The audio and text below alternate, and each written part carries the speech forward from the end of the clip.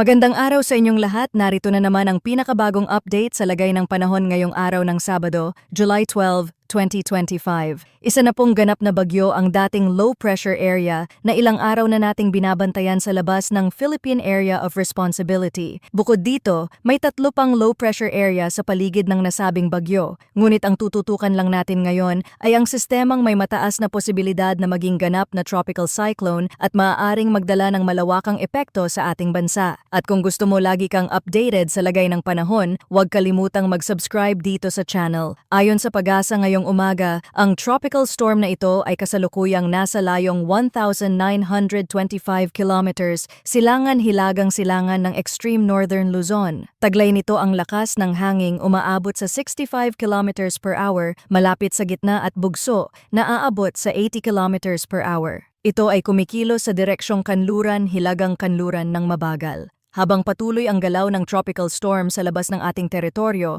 ang southwest monsoon naman ay patuloy na nakaaapekto sa malaking bahagi ng bansa. Inaasahan ngayong araw ang paminsan-minsang pag-ulan sa mga lalawigan ng Western Visayas, Cavite, Batangas, Palawan at Occidental Mindoro. Ang mga pag-ulang ito ay maaaring magdulot ng pagbaha at landslide lalo na sa mga lugar na mababa ang elebasyon at bulubundukin. Sa Metro Manila, Mindanao, Central Luzon, Bicol Region, Pangasinan at nalalabing bahagi ng Visayas, Calabarzon at Mimaropa, makakaranas ng maulap na kalangitan na may kasamang mga pag-ulan at thunderstorm. Epekto pa rin ito ng habagat at maaaring magdulot ng biglaang pagbaha at pagguho ng lupa sa ilang bahagi ng mga rehiyong nabanggit. Sa natitirang bahagi naman ng Luzon, asahan ang bahagyang maulap hanggang sa maulap na kalangitan na may panandaliang pag-ulan or thunderstorm. Kahit hindi ganoon kabigat ang ulan sa mga lugar na ito, mahalaga pa ring maging mapagmatiyag sa posibleng epekto ng malalakas na thunderstorm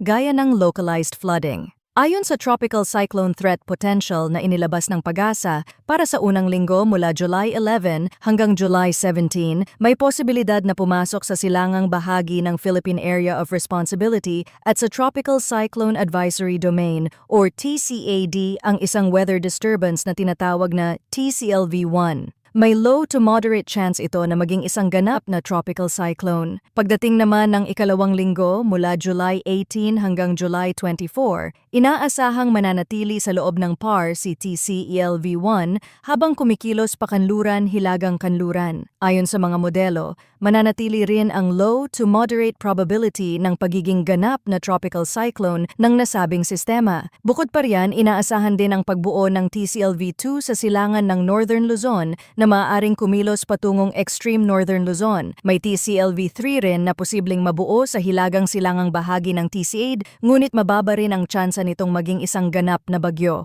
Paalala, kapag sinabing TCLV ng Pag-asa, ito ay tumutukoy sa low pressure area. Ayon naman sa international models, particular ang European model, may malakas na indikasyon na ang low pressure na nabubuo sa silangan ay magiging isang tropical cyclone. Batay sa pinakabagong datos, posibleng tumbukin nito ang extreme northern Luzon o Taiwan at sa proseso ay palalakasin nito ang southwest monsoon at hihilahin ang iba pang LPA sa paligid. Sa kabilang banda, ipinapakita naman ng GF's model na maaaring iba ang trajectory. Sa kanilang forecast, posibleng maglandfall ang bagyo sa extreme northern Luzon habang may isa pang system na nasa West Philippine Sea na maaari ring lumakas. Gayunpaman, paalala po na ang lahat ng forecast na ito ay maaaring magbago, kaya't mahalaga na manatili tayong alerto at updated sa bawat pagbabago sa lagay ng panahon. Kaya't mahalaga ang patuloy na pag-monitor at pag-antabay sa mga susunod na ulat ng panahon dito sa ating channel para sa pinakabagong impormasyon.